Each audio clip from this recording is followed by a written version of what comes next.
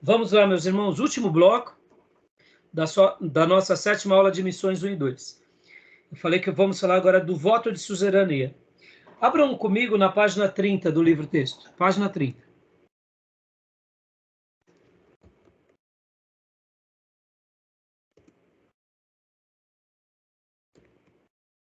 Página 30.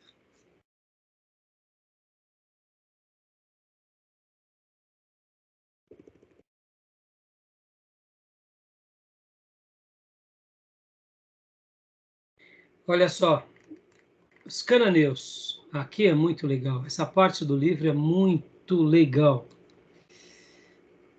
Deixa eu compartilhar com vocês aqui.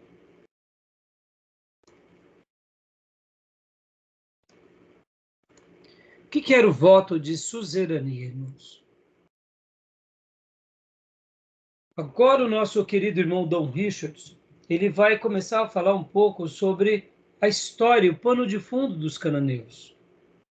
E ele vai mostrar aqui uma diferença entre a maneira em que Deus se comunica com Abraão e como também Abraão se comunicava com aquele povo. E algumas terminologias que nós até usamos na Bíblia, mas na realidade era muito familiar aqueles termos aos cananeus. Esse capítulo é fantástico. Esse capítulo realmente tão bom quanto o que nós acabamos de ver sobre os atenienses.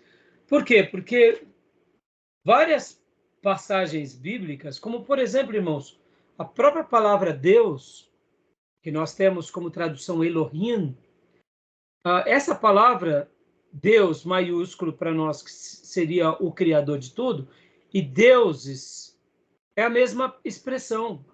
Ou seja, Deus ou deuses é a mesma expressão. E ela também era muito utilizada pelos cananeus. Então, aqui ele vai fazer um trabalho bem interessante, mas antes disso, eu disse para vocês que a gente ia falar um pouco sobre o voto de suzerania e o que era o voto de suzerania. Vamos abrir lá nossas Bíblias em Gênesis 15, do 9 ao 21.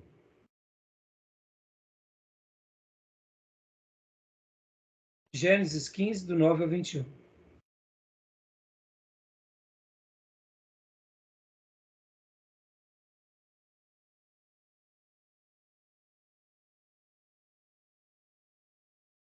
Nunca se esqueçam que Abraão, antes de qualquer coisa, Abraão, ele era um pagão. Ele era um idólatra. E Deus separa ele do politeísmo para que agora ele seja o progenitor de uma nação sacerdotal e também pai de muitas outras nações e o abençoador desse Deus que se revela a ele como único soberano para todas essas nações. No entanto, quem abençoasse Abraão seria abençoado. E quem amaldiçoasse Abraão seria amaldiçoado. Por quem? Por aquele que separou Abraão. Mesmo que um outro povo continuasse adorando os deuses deles, se esse povo abençoasse Abraão, de uma forma ou de outra, Deus iria ter misericórdia desse povo, ia estar se revelando a esse povo, ia estar tendo misericórdia e quem sabe mais cedo ou mais tarde ia estar trazendo esse povo para perto de Abraão. O que não podia acontecer era um povo querer o extermínio de Abraão, porque quem se levantasse contra Abraão estava se levantando contra Deus. Olha que interessante, irmãos. E aqui Abraão, quando ele faz o voto de suzerania, e por que eu estou falando sobre isso? Mais uma vez, Deus está se comunicando a Abraão de uma forma parecida como o povo e os reis faziam. O voto de suzerania era um voto praticado entre os reis cananeus e os reis daquela região. Quando um rei queria fazer aliança com outro rei, eles faziam um voto que era chamado voto de suzerania. Ao lermos Gênesis 15, nós não temos o nome suzerania, mas ao estudarmos a história, a gente conhece que entre os antigos havia esse voto. E as características daquele voto são essas características apresentadas aqui. Olha que interessante. Lembra na aula passada, na quinta-feira, que eu falei assim, que o chamado de Deus era ser progenitor e pai de muitas nações? O chamado de Abraão não era de ser rei. Olha que interessante. Lembram quando vários reis se unem e aprisionam, inclusive Sodoma e Gomorra, e automaticamente vai o seu sobrinho Ló e os pastores de Ló? E o que Abraão faz? O que Abraão faz? Ele pega os seus soldados. Quantos soldados eram?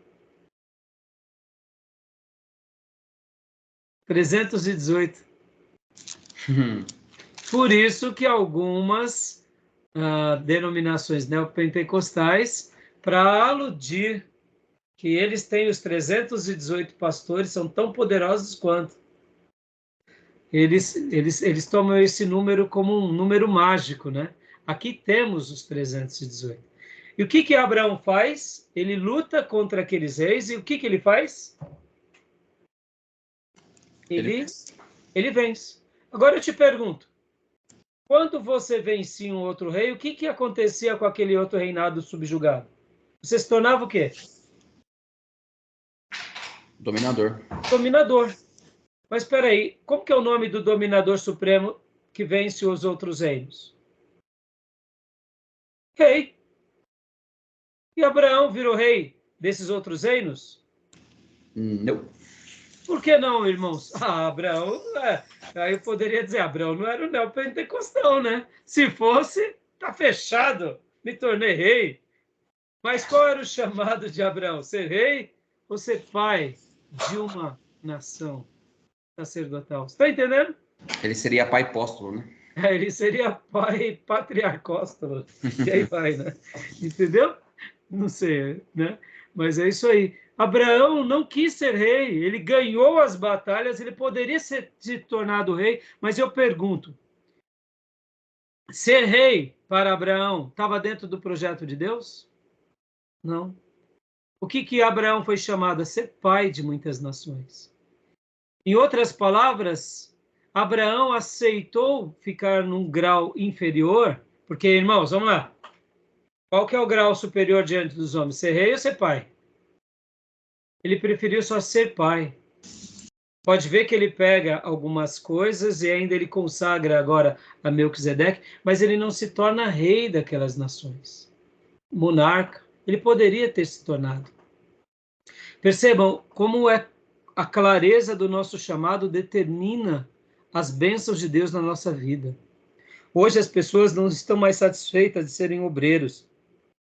Elas precisam se tornar pastores, bispos, apóstolos. Não é o título que vai nos dar graça. Vai ser a obediência ao chamado divino. Por isso, na última aula, eu falei bastante sobre os vocacionados. Mas vamos lá. O que era o voto de suzerania, então, em tese? O voto de suzerania era o seguinte. O rei de Jericó chegava para o rei da uma outra cidade dos cananeus e eles faziam uma aliança. Como eles faziam essa aliança? Vamos ler agora aqui. Vamos ler esse texto. Quem quiser ler do 9 ao 21.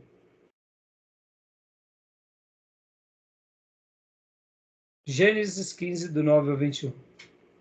Posso ler, pastor? Por favor, pastor Johnny. Respondeu o Senhor: traga-me uma novilha, uma cabra e um carneiro, todos com 3 anos de idade, e também uma rolinha e um pombinho. Abraão trouxe todos esses animais, cortou-os ao meio e colocou cada metade em frente à outra. As aves, porém, ele as cortou. Nisso, aves de rapina começaram a descer sobre os cadáveres, mas Abraão os enxotava. Ao pôr do sol, foi tomado de sono profundo, e eis que vieram sobre ele trevas densas e apavorantes. Dá uma pausa até aí, pastor. Deixa eu só fazer um comentário anterior, irmãos. Lembrando que aqui é quando Deus se revela para Abraão, que Deus seria o escudo e que Abraão teria uma grande recompensa, mas Abraão diz para Deus, como que eu vou ser tudo isso se eu só tenho um herdeiro que é Eliezer, o Damasceno. E aí Deus diz para ele, não, você vai ter um filho, um herdeiro, não se preocupe.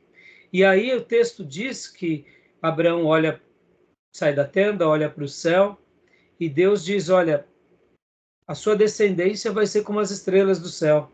E então Abraão, no versículo de número 6, diz, Abraão creu no Senhor e isso lhe foi creditado como justiça.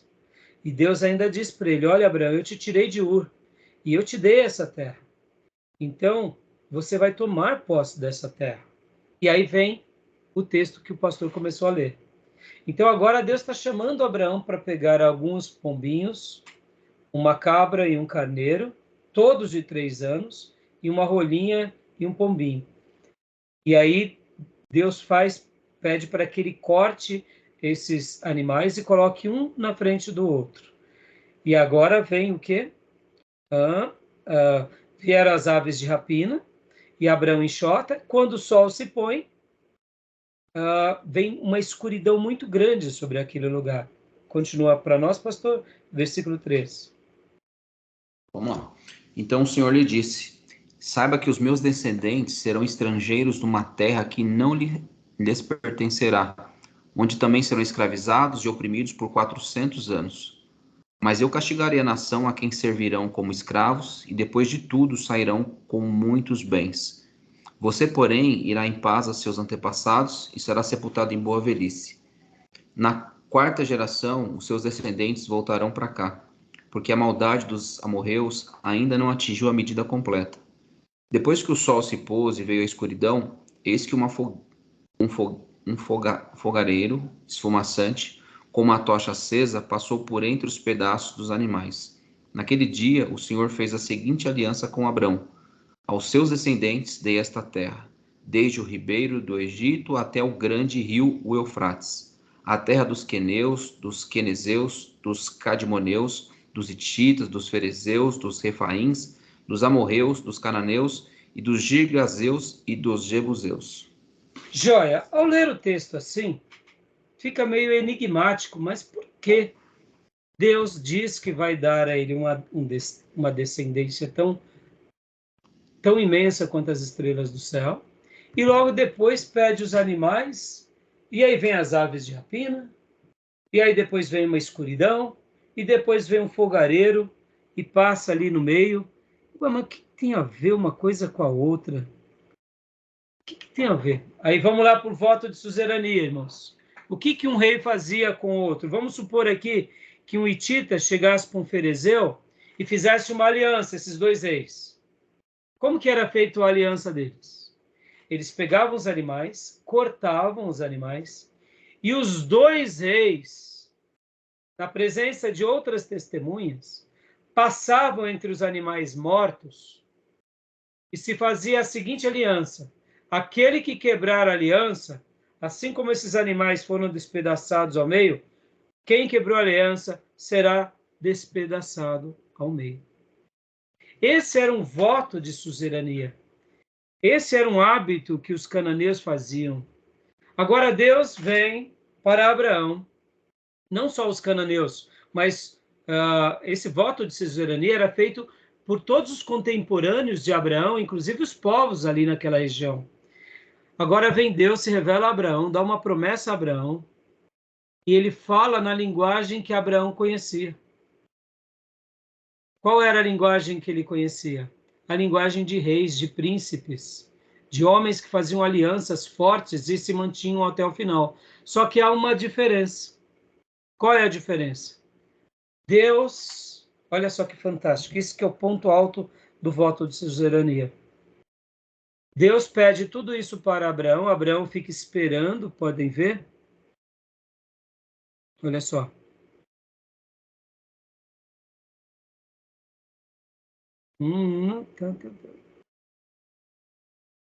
Versículo 17. Depois que o sol se pôs e veio a escuridão, eis que um fogareiro esfumaçante, com uma tocha acesa, passou entre os pedaços dos animais. Mas, então pera lá, pastor, me explica melhor. O que Abraão estava fazendo? Abraão tinha ouvido a voz de Deus. Deus tinha dito agora para ele pegar os animais. Abraão entendeu que era uma aliança. O que Deus tinha acabado de prometer nos versículos anteriores? Vou te dar um descendente. E o seu descendente vai habitar nessa terra. E a quantidade de descendentes vai ser tão numerosa como as estrelas do céu. Estou te prometendo que eu vou fazer isso e agora eu vou fazer um voto com você. Prepara os animais. Abraão prepara os animais e ele fica somente esperando o Senhor aparecer. Para quê? Para os dois passarem. Só que o mais lindo aqui nesse voto foi o seguinte, que Deus passa sozinho. Deus não deixa Abraão passar. Deus assume o risco de Abraão e da própria pessoa de Deus. Como se ele estivesse dizendo, Abraão, fique tranquilo, eu cumpro a minha parte e a sua parte, porque foi eu que te separei para essa nação, foi eu que te dei essa terra. E Abraão, então, aqui, por isso que ele vê isso, e aí vem essa conclusão da promessa. Eu vou te dar desde o ribeiro, desde aos seus descendentes dei essa terra, desde o ribeiro do Egito até o grande rio, o Eufrates, e todas essas terras. Abraão foi presenteado aqui por um voto de suzerania. Ele não precisou passar, porque é como se Deus estivesse trazendo a responsabilidade da promessa sobre o próprio Deus. Em outras palavras, Deus estava dizendo, se isso não se cumprir na sua vida, o que aconteceram sobre os animais vai acontecer comigo. E aí, meus irmãos, conhecemos a história. Deus cumpriu a sua promessa? Aleluia, né? Fantástico. Na época dele para falar com ele, na linguagem dele, né? Exatamente. Olha aí. Jesus falava lá, vou fazer vocês pescadores de homens, que era uma linguagem que eles entendiam, né? Exatamente. Abridor de olhos, abridor de olhos. Até a maneira em que Deus se revela para nós é de uma maneira onde a gente entenda as promessas dele. Ele pega o que tem na nossa cultura, no nosso contexto, se revela para nós para a gente entender os planos dele. Aqui Deus estava presenteando Abraão mais uma vez, dizendo, Abraão, você creu em mim. O que você precisa é só fazer isso mesmo, é crer em mim. E por você crer em mim, eu cumpro a sua parte e a minha parte. Aí talvez nós dizemos assim, perguntamos assim, mas por que Deus cumpriria a parte de Abraão? Porque quem foi que separou Abraão? Não foi Deus? Então, quando Deus separa alguém, ele cumpre os seus propósitos na vida desse alguém. Todavia, ele só espera de nós o quê? Que a gente só se mantenha onde? No lugar. Podem ver que o texto que eu abri hoje na aula de hoje foi, pegue o livrinho, coma, ele vai ser mel na sua boca e vai ser amargo no seu ventre. Abraão teve um começo de fidelidade? Sim. Teve os seus erros com Ismael, mas ele se retrata. Abraão teve uma continuação de fidelidade? Teve. E Abraão soube passar a sucessão para seus filhos e netos com muito zelo? Sim. Por isso que a obra de Deus continuou sendo muito abençoada. Enquanto eu, certa ocasião, irmãos, fazia uma lição de casa sobre a vida dos patriarcas, eu notei uma coisa muito interessante que a gente não nota ao ler a Bíblia. Mas Abraão tem Isaque com 100 anos de idade. E Abraão morre com 175 anos. E a Bíblia diz, repleto de vigor. Isaque vai ter Jacó com, se não me falha a memória, com 40 anos. Se não me falha a memória. E quando a gente vai ver essas sucessões, possivelmente, Abraão, ele pôde ajudar os seus filhos e netos durante muito tempo, passando as tradições. Ou seja, ele teve um começo de fidelidade, teve uma manutenção de fidelidade e teve uma sucessão de fidelidade. Depois dê uma olhadinha nessas datas, é muito enriquecedora, né? A gente não percebe isso ao ler Gênesis, mas quando a gente faz uma lição de casa, a gente nota isso. A gente nota que um filho para o outro filho, a gente vai vendo, porque quando começa a contar a história dele, não foca naquele personagem, né? Bom, meus irmãos, e agora para a gente concluir a nossa aula, tudo bem até aí? Beleza até aí? Tranquilo? Tranquilo. Alguma pergunta?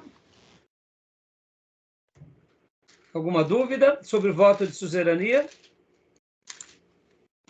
Hoje, na nossa atualidade, eles vão chamar a suzerania, pelo que eu estava vendo aqui na internet. Deixa eu até pegar aqui o termo correto para não falar bobeira.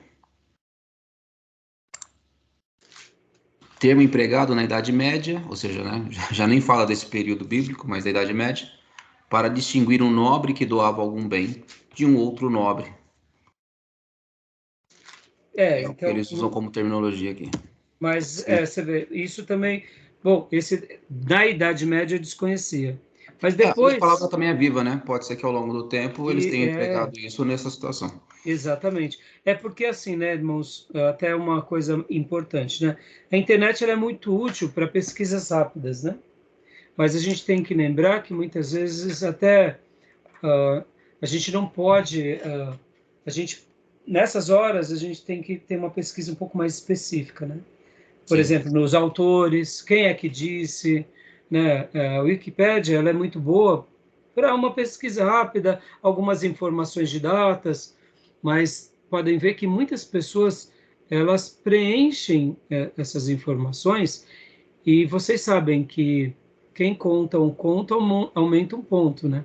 Então, por isso que a gente tem que ter algumas pesquisas. Mas depois tem mais uma pesquisada sobre esse termo, suzerania, que vocês vão ver com relação aos dias de Abraão, tá bom? Beleza, meus irmãos? Beleza? Então vamos lá. E agora, para a gente concluir aqui o livro-texto, as histórias dos cananeus, né? O que vocês acharam lá? E vou compartilhar aqui para vocês. Ficou alguma dúvida sobre essa literatura quando nosso irmão Dom Richardson fala sobre os cananeus? Ficou tudo claro para os meus irmãos? A maneira em que ele vai tratando os reis, Melquisedeque, os termos cananeus, que eram muito familiares, né? E quando a gente vê essa questão de Abraão entre os cananeus, ali já vai tendo uma ponte da maneira em que Deus vai se comunicando. Os irmãos ficaram com dúvida, querem fazer algum comentário? Tem alguma parte ali que vocês acharam interessante ou não entenderam?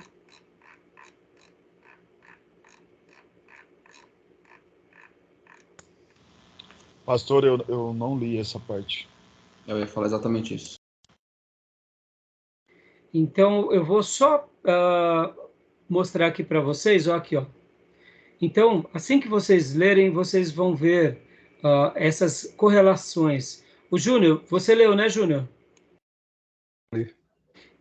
Ficou bem claro, Júnior, para você? Ficou o El, Hã? A questão do El, né?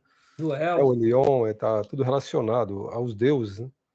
O nome do Deus pagão, né? Com Deus de Israel. Exatamente. Num primeiro momento, irmãos, podem ver que nós nos apropriamos de certos termos. El, Elion, Elohim, e nós achamos que esses termos eram termos exclusivos nossos, ou exclusivos de Abraão. Mas quando a gente vê o estudo aqui do nosso irmão, isso fica bem claro, porque ele está fazendo aqui uma lição de casa, mostrando um pouco como era a cultura dos cananeus. Então vamos ler essa parte aqui. Leia para nós, Júnior, por favor. Essa daqui que eu destaquei. Tanto El como Elion eram nomes cananeus para o próprio Yahvé. El ocorre frequentemente nos textos ugarísticos da antiguidade. O termo cananeu El insinuou-se até mesmo na língua hebraica dos descendentes de Abraão, em palavras tais como Betel, a casa de Deus, El Shaddai, Deus Todo-Poderoso ou Altíssimo, Elohim, Deus, forma plural de El, que não obstante retém um significado singular misterioso. Continua. Pode continuar.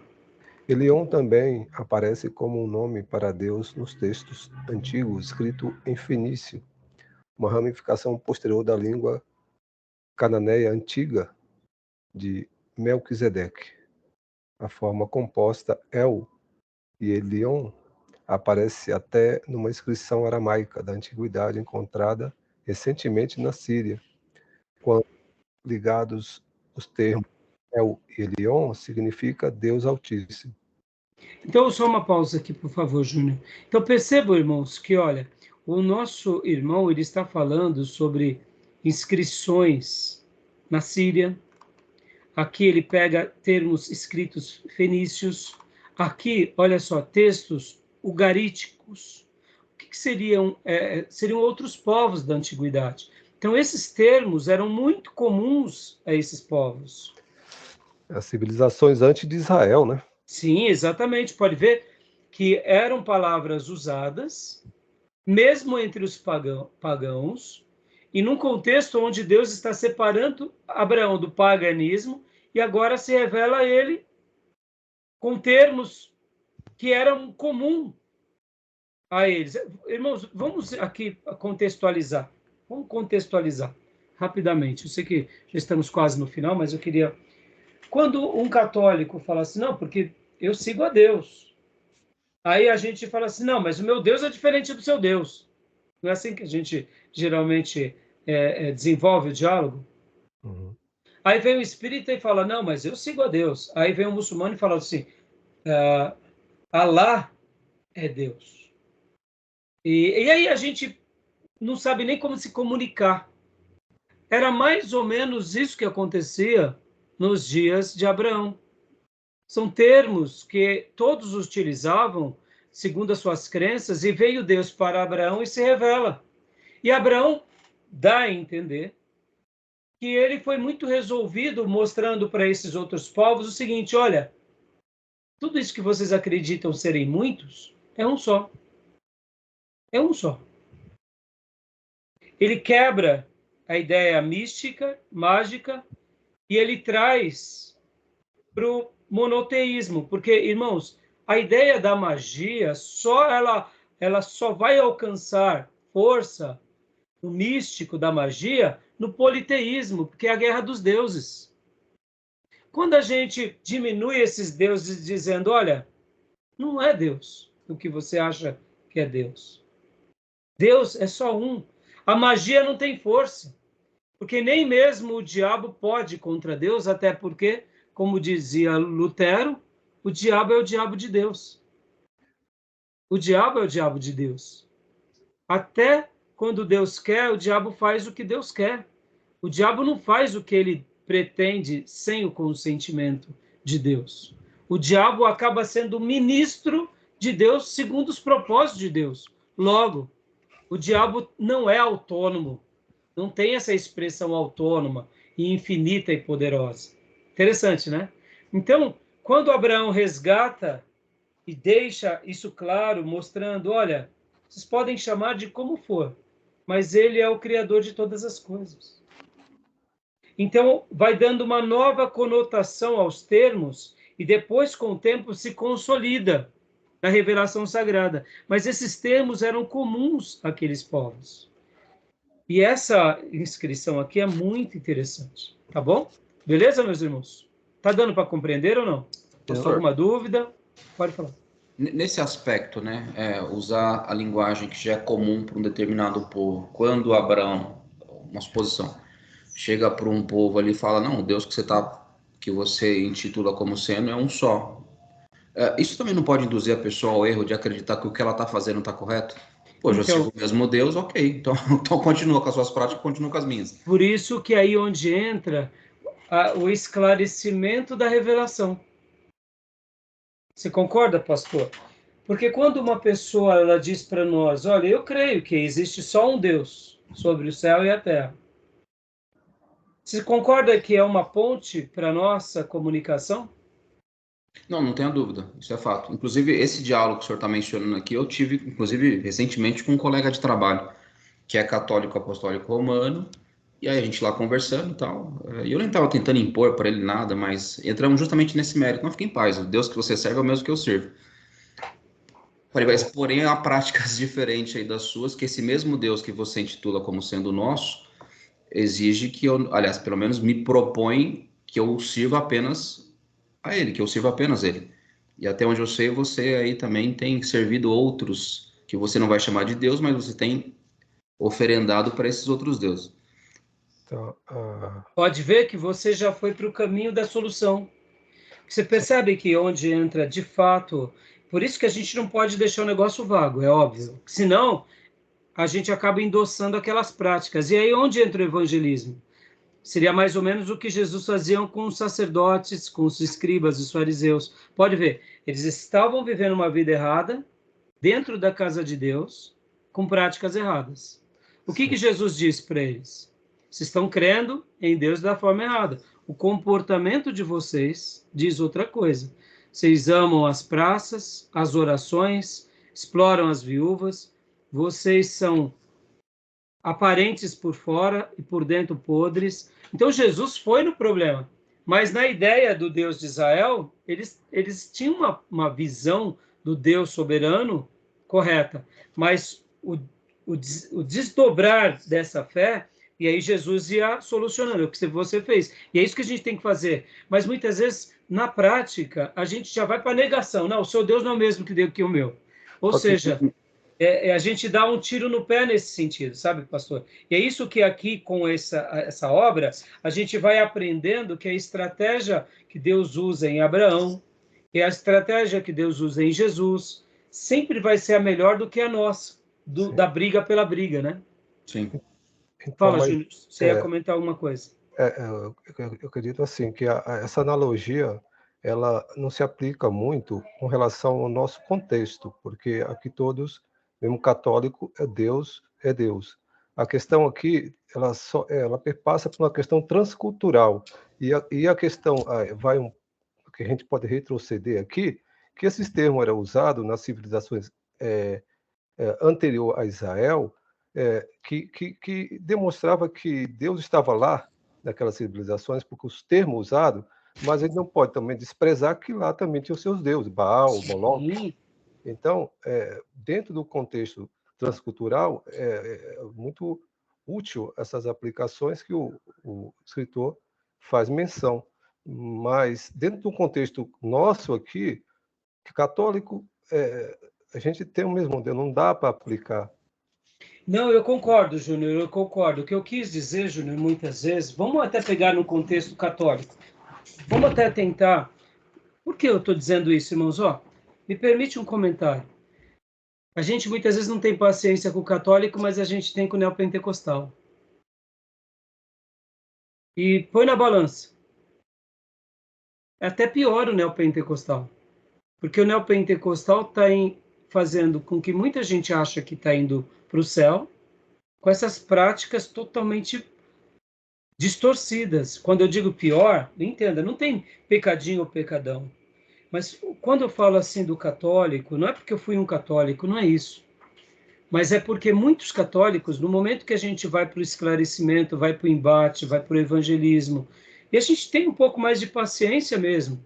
Eu digo isso, irmãos, porque eu era um católico que eu precisava ser esclarecido. Eu fui esclarecido. E no dia que eu fui esclarecido, eu tomei minha decisão. Então podem ver que a reforma protestante se dá por quem? Por um padre católico. E a gente está aqui hoje por causa do quê? Por causa de Lutero. Então, o que acontece? É muito importante quando a gente pegue termos e saiba fazer uma aplicação correta, porque senão a gente acaba também desprezando. Por exemplo, a questão do Deus. Eu sei que pode parecer polêmica, mas muitas doutrinas católicas a gente se assemelha. Muitas doutrinas católicas. Mas, ao mesmo tempo, tem certas doutrinas que nós somos totalmente antagônicos. Por exemplo, o culto a Maria. Então, naquilo que a gente se assemelha, não teria nenhum problema a gente poder conversar, dialogar. Ou seja, existem muitas coisas que nos unem com o catolicismo. Pode ver, a gente não usa esse termo. Não tem nada que me une ao catolicismo. Tem sim. Muitas coisas nos unem ao catolicismo. Se você tirar os ídolos e a tradição, é a igreja protestante. Os ídolos e a tradição. Pastor, tira os ídolos e a tradição. É uma igreja protestante. No entanto, a gente não tem, muitas vezes, agora é claro, o romanismo ele é uma coisa peçonhenta. A tradição ela é terrível. Os ídolos, não temos o que falar. Mas a gente muitas vezes não sabe se comunicar. A gente não sabe ter um diálogo muitas vezes. Vamos pontuar aquilo que nos une. Vamos pontuar agora o que nos separa. Só para vocês terem uma ideia, essa discussão católica não é só entre nós protestantes e o católico apostólico romano. A discussão católica ela existe entre o católico apostólico romano e o católico ortodoxo grego. Eles têm uma rixa brava. Separaram. Muito separados. Teve uma questão política, em 1056, se não me falha a memória, mas também tem uma separação teológica muito grande. Hoje, por exemplo, irmãos, nós não temos o contato com os ortodoxos gregos, mas nós temos mais coisas a nos assemelhar com os ortodoxos gregos do que com os romanos. Sim. Então, quando eu digo há pouco sobre essas... A sua explicação foi muito boa, viu, Júnior? A gente só tem que tomar um cuidado, porque senão também a gente vai entrar para o lado do ecumenismo. Não é isso que eu quero falar, irmãos. Eu estou falando sobre essas terminologias, sobre a gente poder ter abridores de olhos, a gente poder ter argumentos, a gente poder também olhar para os nossos problemas. Por exemplo, como eu gosto de dizer, os nossos problemas como protestantes e sermos críticos com os ídolos invisíveis. Né? Que nem eu gosto de dizer e uso muito isso na nossa igreja local. A gente critica muito a Aparecida, e deve criticar mesmo, porque está errado, e Padre Cícero, porque eu sou de lá, eu sou de perto de Juazeiro do Norte, de onde eu nasci, mas o Templo de Salomão é a Aparecida dos crentes. O Templo de Salomão é a Aparecida dos crentes. É tão diabólico como. Entendeu? Então é terrível. Então a gente tem que ser coerente com o nosso discurso, porque tem vezes que a gente acaba se aproximando de os macedinhos, que estão nas mídias, e a gente não fala nada da Aparecida dos crentes. E essa Aparecida dos crentes é mais peçonhenta do que aquela Aparecida, porque é um ídolo invisível. Naquela Aparecida, a gente chega para um católico e fala, ó, tá vendo essa Aparecida aqui? Ó, tá errado, não está na Bíblia. Na Aparecida dos crentes é mais difícil, está tudo com nome bíblico. É o Templo de Salomão, é o castiçal do sei o quê, é o mitre do sei o quê, entendeu? Uma coisa do cão. Olha o diabo aí, Mas, Júnior, sua explicação foi muito boa. Mas deu para dar uma luz sobre essa questão? Eu não estou querendo aqui, irmãos, endossar, né, as práticas, tá? Não é isso, não. Mas é o diálogo, irmãos. A gente precisa saber dialogar, a gente precisa saber conversar, a gente precisa ter essa postura, tá bom? Beleza, meus irmãos? Até porque, se não houver o diálogo, não há essa aproximação e, consequentemente, aquilo que a gente propõe de vida, eles não vão aceitar jamais, né? Porque a gente já vai com pedra nas mãos, pedra. Né? E a gente tem que lembrar que Deus teve paciência com Abraão e separa um politeísta para o monoteísmo. Deus teve paciência com Israel, sendo de dura serviço, levou para a Babilônia para arrancar os ídolos. Deus teve paciência com Lutero. Deus tem paciência conosco. Então, a gente tem que saber, sabe, ter essas correlações, tá bom? Meus irmãos, olha, eu vou dar um pulo no livro, porque, ó, depois dos cananeus vai ter os incas, que vai ter uma proximidade mais para nós. Assim, não vai dar tempo para a gente ficar trabalhando nesses pontos, mas eu faço questão que vocês leiam. E depois dos incas vai vir um outro povo, que é o Santal, 1867 também. Vai contar umas histórias lindas sobre as experiências dos missionários nesses lugares. E por último, né, ele vai lá para o povo gedeu da Etiópia, os Mibanca, da República do Centro-Africana, e depois para a experiência que eles têm, né, no caso, com os chineses e os coreanos. É muito, mas muito linda essas histórias. Vocês vão ver uma semelhança muito grande entre o que aconteceu em Atenas com Paulo, com os missionários aqui nesses povos, tá bom?